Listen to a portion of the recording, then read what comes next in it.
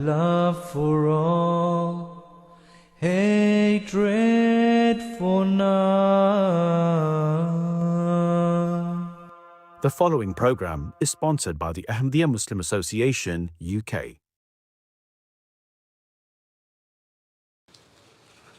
یہ اللہ تعالیٰ کا قانون ہے کہ جو انسان بھی اس دنیا میں آیا اس نے ایک وقت گزار کر اس دنیا سے رخصت ہو جانا ہے، لیکن خوش قسمت ہوتے ہیں وہ لوگ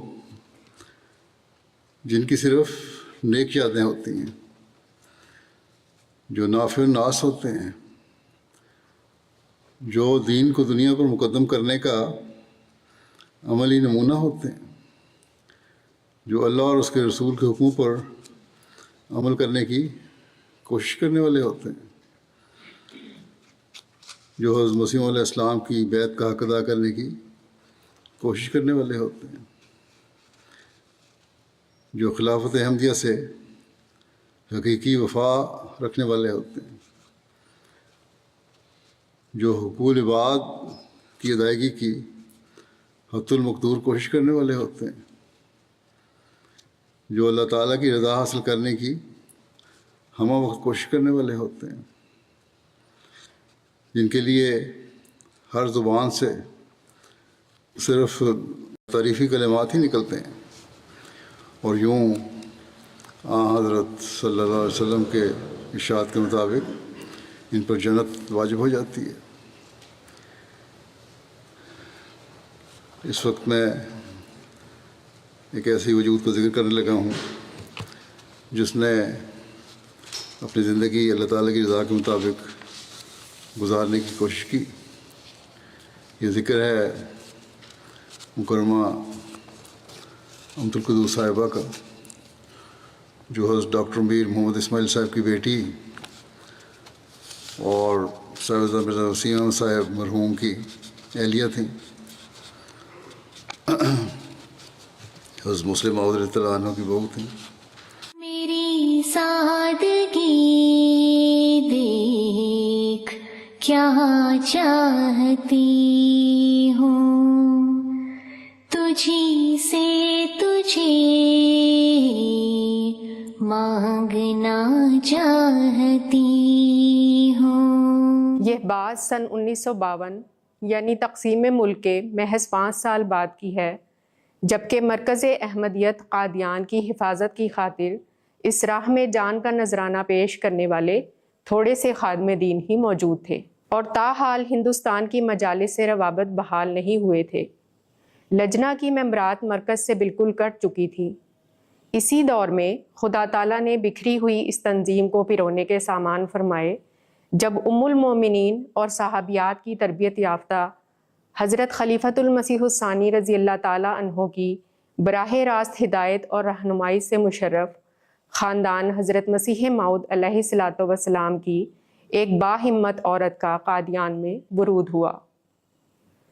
اسی دور میں ہندوستان کی مجالس کو مرکز سے جوڑنے کی مہمات کا آغاز ہوا، اور یہی وہ عظیم شخصیت تھی جس نے اپنی قابلیت، ایمانداری اور پیار و محبت سے سب کے دل جیت لیے۔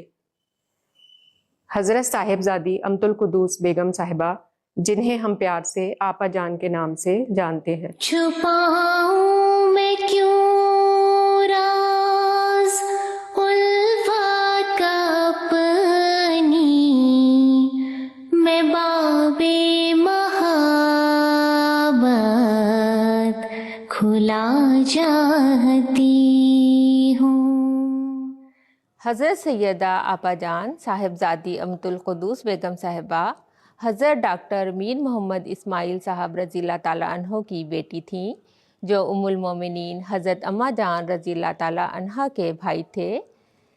اس لحاظ سے حضرت اماں جان رضی اللہ تعالیٰ عنہ آپ کی پھوپھی اور حضرت مسیح موعود علیہ الصلوۃ والسلام آپ کے پھوپھا تھے۔ آپ حضرت مسلم موعود رضی اللہ تعالیٰ عنہ کے صاحبزادے اور حضرت مسیح موعود علیہ الصلوۃ والسلام کے پوتے حضرت مرزا وسیم احمد صاحب مرحوم و مغفور کی اہلیہ تھیں۔ اس طرح سے آپ کا حضرت مسیح موعود علیہ الصلوۃ والسلام سے دوہرا رشتہ ہے۔ آپ کی پیدائش 1927 عیسوی میں ہوئی، اس لحاظ سے آپ تابعین میں شمار ہوتی ہیں اور آپ صحابہ اور صحابیات کے فیض سے مستفید رہیں۔ حضرت سیدہ اماں جان میری امی کی پھوپھی تھیں، تو ان کو وہ امی شادی سے پہلے تو یہ سب پھوپھی اماں کہا کرتے تھے۔ میری امی بتاتی ہیں کہ ہمارے نانا ان کو ہر جمعے والے دن، چھٹی والے دن ملوانے کے لیے دارالمسیح لے کے جایا کرتے تھے۔ وہ حضرت اماں جان سے ملتی تھیں، پھر اس کے بعد جو حضرت مسلم موعود کی بیویاں تھیں ان سے مل کے سب سے، اور اس کے بعد مغرب سے پہلے یہ لوگ گھر واپس آ جاتے تھے۔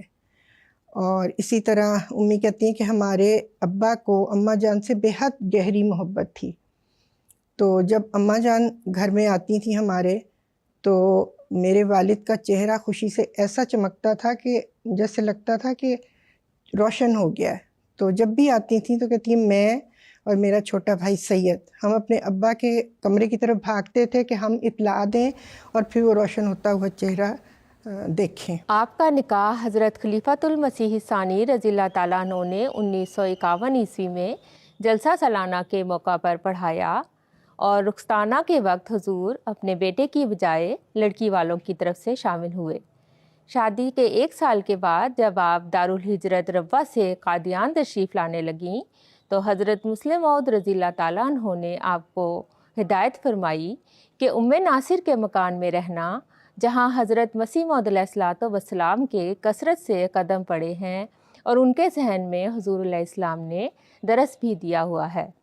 15 مارچ 1953 کو آپ حضرت صاحبزادہ مرزا وسیم احمد صاحب کے ساتھ قادیان تشریف لائیں۔ اس موقع پر قادیان کی نمائندگی میں 3 خواتین نے شاہنشین کے پاس آپ کا استقبال کیا اور آپ نے ان سے ملاقات کی۔ اس کے بعد آپ مزار حضرت اقدس مسیح موعود علیہ الصلوۃ والسلام کے بعض دعا کے بعد آپ دارالمسیح تشریف لے گئیں، اور دارالمسیح میں بھی آپ کے استقبال کے لیے چند درویش خواتین موجود تھیں۔ آپ نے ان سے ملاقات کی اور آپ اپنے پھر گھر تشریف لے گئے۔ قادیان تشریف لانے کے بعد آپ نے اپنی زندگی کا ہر لمحہ اپنے درویش صفت واقف زندگی شوہر کے ساتھ قدم ملاتے ہوئے خدمت دین اور حضرت مسیح موعود علیہ الصلوۃ والسلام کی اس پاک بستی کی حفاظت میں بسر کیا۔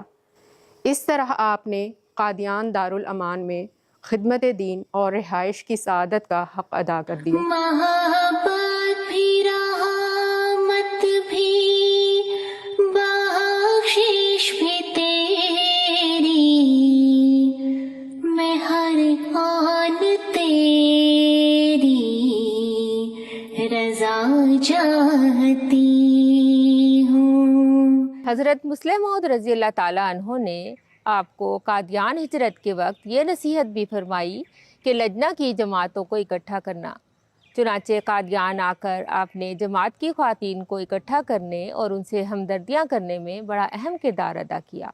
آپا جان کے پاس میں 2 کلاس میں پڑھتی تھی، جب میں 8 سال کی ہوں گی تب چلی گئی تھی۔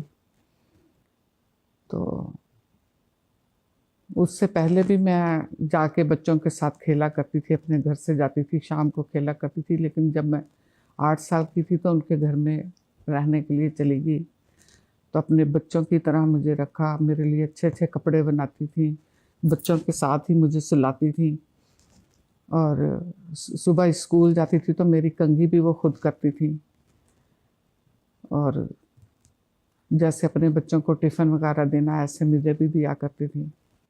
مجھے اپنے بچپن میں یاد ہے کہ ابھی ہم اسکول نہیں جاتے تھے تو ہم سے بڑی بچیاں جو تھیں، ہم سو رہی ہوتی تھی، بعض وقت ہمارے کمرے میں آ جاتی تھیں اور آ کے پھر مطلب ان کے بولنے سے آنکھ کھلتی تھی ہماری، اور پھر امی ان کو قرآن مجید پڑھا دیتی تھی، پھر وہ اسکول جاتی تھیں۔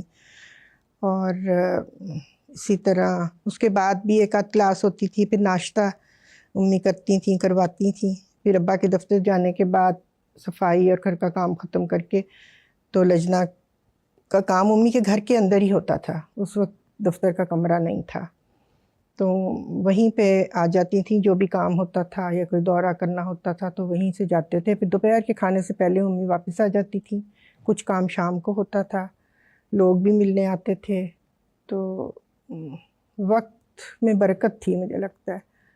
حضرت خلیفۃ المسیح ثانی رضی اللہ تعالیٰ عنہ نے آپ کو بطور خاص یہ ہدایات دیں کہ مرزا وسیم احمد صاحب چونکہ ناظر دعوت و تبلیغ ہیں ان کے ساتھ دورے کریں. اسی طرح خطوط کے جواب نہ ملنے کے تعلق سے یہ ہدایت فرمائی کہ آپ مرزا وسیم احمد صاحب کا ایڈریس دیا کریں. حضور نے جب لجنہ قائم فرمائی اور 1 سال کے بعد یا چند مہینے کے بعد امی کو صدر بھی مقرر فرما دیا تھا تو فرمایا تھا کہ رابطے بحال کرو، کیونکہ لجنات احمدی خواتین حالات خراب ہونے کی وجہ سے چھپ گئی تھیں اور کٹ گئے تھے لوگ مرکز سے. تو امی کہتی ہیں کہ میں نے پہلے خط لکھنے شروع کیے تو مجھے کوئی جواب نہیں آتا تھا. پھر حضرت مسلمہ نے فرمایا کہ تم پورا لکھو کہ میں کس کی اہلیہ ہوں، مجھے مقرر کیا گیا ہے لجنہ ہندوستان کی صدر کے طور پہ، اور میرے سے رابطہ کریں، اور پھر پورا وسیم کا بھی ایڈریس لکھو، ساری باتیں بتاؤ. تو امی کہتی ہیں جب میں نے اس طرح لکھنا شروع کیا تو کچھ جگہ سے جواب آنے شروع ہوئے. جب شروع میں نے کام شروع کیا تو اس وقت پوسٹ کارڈوں پہ لجنات کو جواب لکھے جاتے تھے، رسیدگی کی اطلاع دی جاتی تھی. تو پوسٹ کارڈ ہم نے کبھی گھر میں لکھے ہی نہیں تھے، ہمیں آتے نہیں تھے صحیح اس پہ، کیونکہ لائنیں نہیں ہوتی کچھ بھی بغیر اس کے. تو میں نے میٹرک کیا تھا تو تب تک تو لائنوں پہ ہی لکھتے تھے کاپیوں پہ. تو جب میں نے پہلا پوسٹ کارڈ لکھ کے لے گئی تو مجھے بہت ڈر لگا کہ یہ تو میرے سے لائنیں ٹیڑھی لکھی گئی ہیں. تو آپا جان نے دیکھا اور فرمایا کہ اس طرح کرو، پینسل سے ہلکی ہلکی پوسٹ کارڈ پہ لائنیں ڈال لیا کرو، پھر اس طرح تمہیں سیدھا لکھنے کی عادت ہو جائے گی. پھر اللہ کے فضل سے کرتے کرتے سب کچھ آپا جان کی نگرانی میں ٹھیک ہونے لگا. خلافت کا احترام، خلیفہ وقت کی اطاعت و فرمانبرداری کا کامل نمونہ جو آپ نے ہمارے سامنے رکھا وہ اپنی مثال آپ ہے. حضرت مسلم موعود رضی اللہ تعالیٰ عنہ کی ایک نصیحت کو یاد رکھنا اور ساری زندگی اس پر عمل کرنا اطاعت و فرمانبرداری کا ایک اعلیٰ نمونہ ہے. تفصیل اس اجمال کی یہ ہے کہ حضرت مسلم موعود رضی اللہ تعالیٰ عنہ نے حالات سازگار نہیں رہنے کی وجہ سے ہجرت قادیان کے وقت آپ کو یہ نصیحت فرمائی کہ قادیان کی بازار مت جانا. آپ نے حضور کی اس نصیحت پر ایسا عمل کیا کہ 65 ایئرز ہجرت کے بعد آپ قادیان میں رہی، لیکن ایک مرتبہ بھی قادیان کے بازار نہیں گئی. پھر خلفائے کرام کی تحریکات کو دیکھیں، تمام تحریکات پر آپ لبیک کہیں اور ہمیشہ صف اول میں رہیں، اور ہندوستان کی لجنات کو بھی اس طرف ترغیب دلوائیں. جب حضرت خلیفۃ المسیح رابع رحمہ اللہ ہجرت کر کے لندن تشریف لے گئے تو آپ نے سب سے پہلے 2 نئے مراکز کی تحریک فرمائی، جس پر قادیان کی ممبرات نے والہانہ لبیک کہتے ہوئے اپنا زیور، نقدی اور جو کچھ بھی پاس تھا سب کچھ پیش کر دیا. خود آپ نے اپنا سارا زیور اس تحریک میں دے دیا. اس تحریک پر جس گرم جوشی کے ساتھ آپ نے حصہ لیا، اسی طرح آپ نے لجنہ اور ناصرات کو بھی اس میں حصہ لینے کی طرف توجہ دلائی، جس کے نتیجہ میں قادیان کی چھوٹی بچیوں نے دفتر لجنہ میں آ کر اپنے گلک توڑ کر اس تحریک کے نام کر دیے.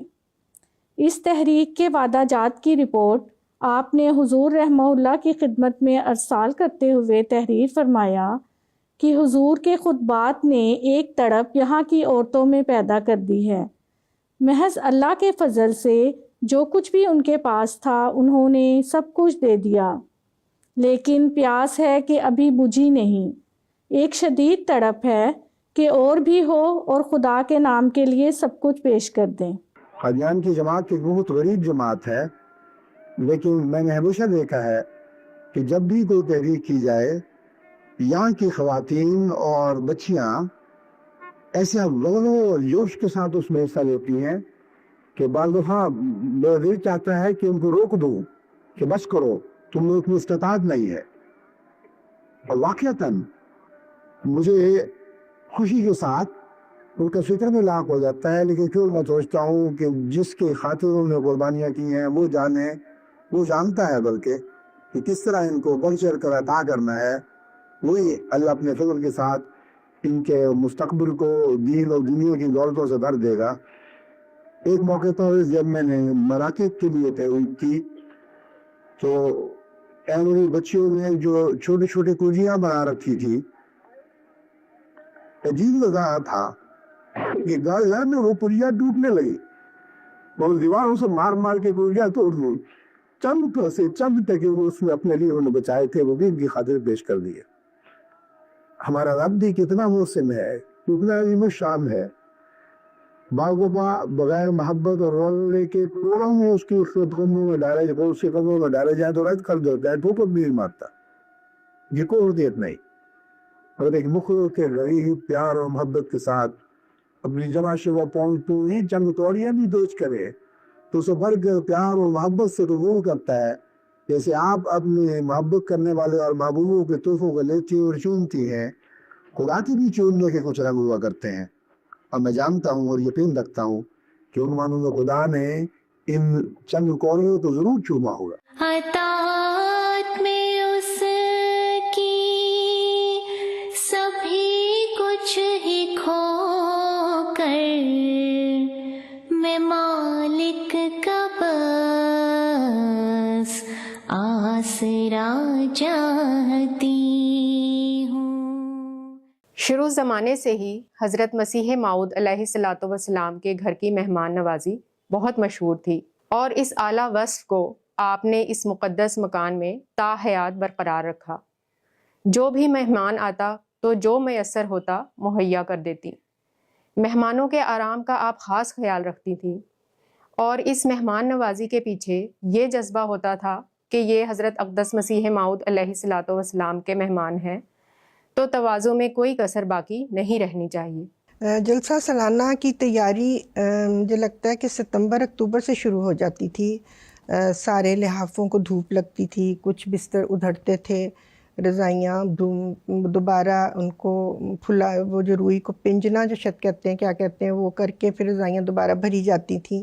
جلسہ جب آتا تھا تو پانی گرم ہوتا تھا دیگوں میں، اور صبح تہجد کے وقت ڈیوٹی والے لڑکوں کو یہ کہا جاتا تھا کہ سب کے باتھ روم میں گرم پانی کی ایک بالٹی پہنچائی جائے۔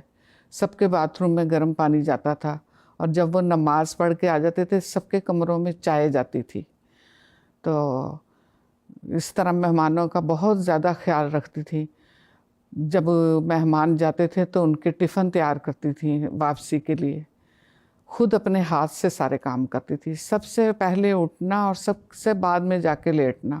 ایک مہینہ رہ جاتا تھا تو امی تیاری شروع کرتی تھیں، شکر پارے گھر میں بنتے تھے، مختلف دالیں تلی جاتی تھیں، اور مہمانوں کی مہمان نوازی کے لیے سوئیاں بھی گھر میں تلی جاتی تھیں۔ جو چائے کا سامان ہوتا تھا وہ گھر میں بنایا جاتا تھا، اور لنگر خانے سے صبح ناشتے کے وقت پہ کھانا آتا تھا، پورا کھانا ہی ہوتا تھا، دال روٹی اور چاول بھی، اور اسی طرح رات کو آتا تھا، دوپہر کو کھانا نہیں پیش کیا جاتا تھا۔ تو امی اس طرح کی چیزیں پھر مہمانوں کے سامنے جو ٹھہرے ہوئے ہوتے تھے ان کو ہیوی ٹی دے دیتی تھیں، اور تاکہ ان کا پیٹ بھرا رہے۔ ملنے والے بھی بہت آتے تھے، تو گھر کی تیار ہوئی ہوئی چیزیں ہوتی تھیں۔ آپ کا مبارک وجود ہمارے لیے ایک مشفق و مہربان ماں کی حیثیت رکھتا ہے۔ جس طرح ایک ماں اپنے شیرخوار بچوں کو تمام اسلوب زندگی انگلی پکڑ کر سکھاتی ہے، عین اسی طرح آپ نے ہر پہلو سے ہر لمحہ ہماری تعلیم و تربیت کی طرف ذاتی توجہ دی۔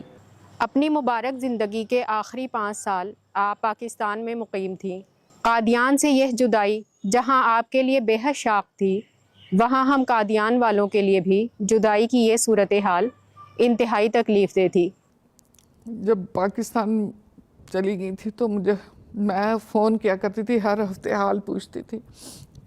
جس وقت میں لیٹ ہو جاؤں تو پھر ادھر سے فون آتا تھا، علیم فون کرواتی تھی، کہتی تھی نعیمہ امی اداس ہو رہی ہیں، کہہ رہی ہیں نعیمہ کو فون لگاؤ۔ میرے سے فون پہ بات ہوتی تھی۔ جب بیمار ہوئی ہیں ہاسپٹل جانے سے بھی 2-3 دن پہلے مجھے فون کیا، کہتی ہیں مجھے قادیان کے حالات سناؤ۔ اور جب میں کہتی تھی سارے لوگ آپ کا حال پوچھتے ہیں، سلام کہتے ہیں، تو کہتی تھی میرا بھی سلام کہا کرو، سب کو میرا سلام کہا کرو۔